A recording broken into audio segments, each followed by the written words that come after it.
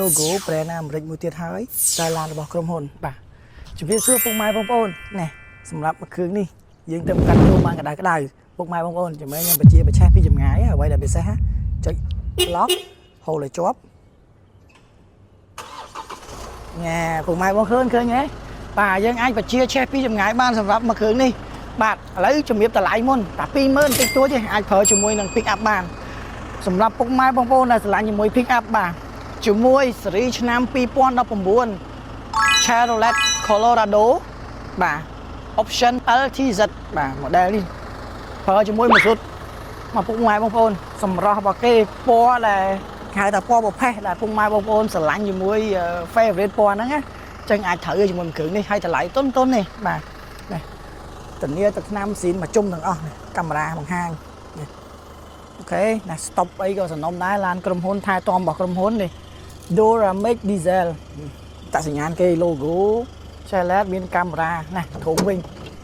យោស្អាតណាស់ធុងម្ចាស់មុនអត់ដែរដឹកឲ្យបានធ្ងន់អត់មានសឹករីដែរទេយោស្អាតខ្លាំងណាស់អូខេនេះ LTZ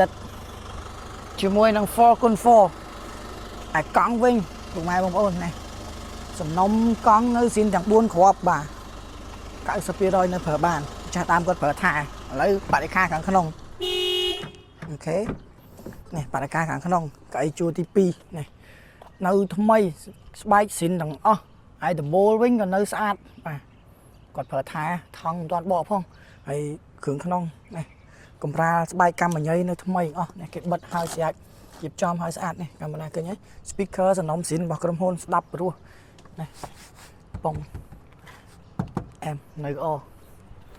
ឡានមួយគ្រឿងនេះអែមស្នែតែម្ដងបងប្អូនណាអញ្ជើញមកមុនគឺបានមុនបើកទ្វារមានកញ្ចក់ welcome នេះកញ្ចក់គេ welcome នេះតម្លាក់នេះបាទនេះខាងក្នុងកៅអីស្បែកហើយខាងកៅអីខាងតកង់ក៏នេះដែរកាមេរ៉ានៅហ្នឹងហើយ